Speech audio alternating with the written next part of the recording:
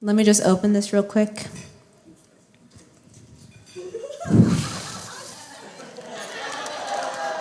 So in case anyone was curious, this has been a long time coming. About 12 years.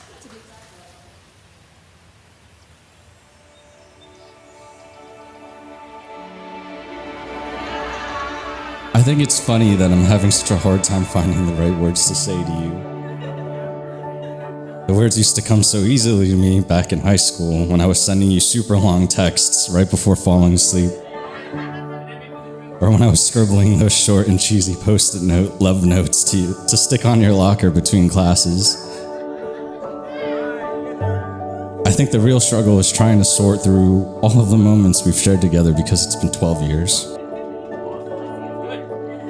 I have a hard enough time remembering things I did last week, let alone over a decade ago.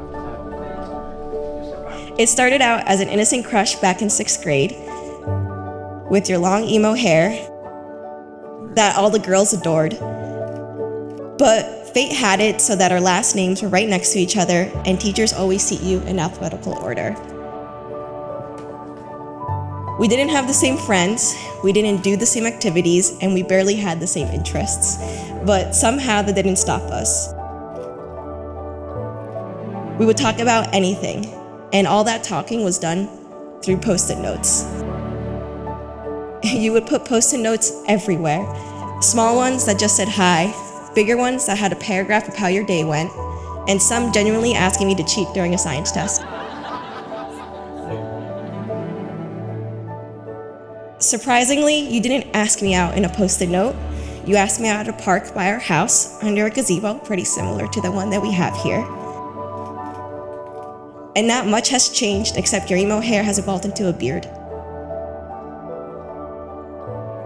We've gone from questionable hair phases, like you straightening your hair every day, or me with my long emo boy bangs. Oh my god. You're so beautiful, oh my god. And now, you wear your naturally beautiful curls proudly. Stop ruining my makeup. You can ruin my makeup. And I have a beard that most of my family hates. Is this real? Is this a dream? I know it took us long to get to this point, but if I had to do it all over again, I really wouldn't change anything. We used to write about how one day we'd get here and how we'd feel so happy once we finally got to live together and have a dog and get married. And now, really all I'm thinking about is how easy it's been for us. No arguments or dilemmas ever slowed us down, and we supported each other without question. It didn't matter because we always knew that one day we'd be here, in front of all the people that matter most to us, making this lifelong commitment to each other. And even without all the moments of grandeur, it's the little things I'll cherish the most. Like how all it takes is a passing glance to make each other smile or laugh like that.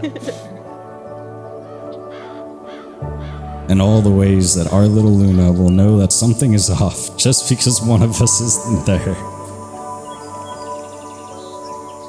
Because the house doesn't feel like home if we aren't together.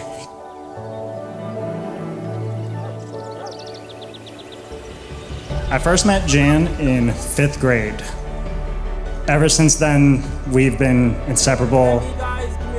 So come fall 2011, he broke the news to me. He found someone else. He said he's been talking to this girl, Des.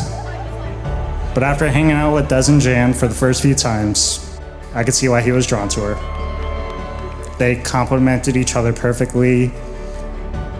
Even early on in the relationship, it's like they already knew each other for years.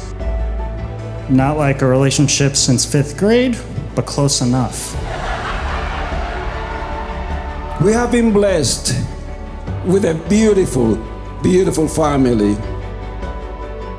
But now we are beyond blessed because Jan is now part of our family.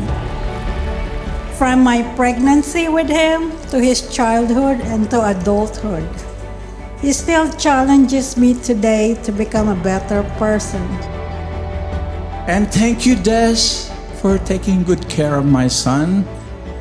You are his rock.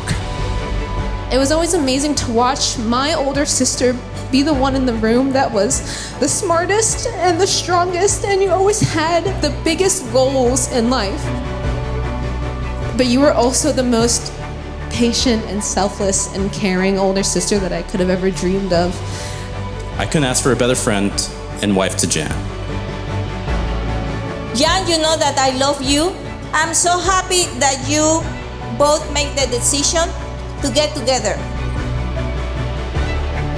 The real truth about high school sweethearts is how we've had the honor to see each other grow from teenager to young adult to married couple. And I wouldn't want to have gone through any of these changes without you. I'm proud of where we are, and I love who we are. And this day is just another milestone we've worked towards reaching together.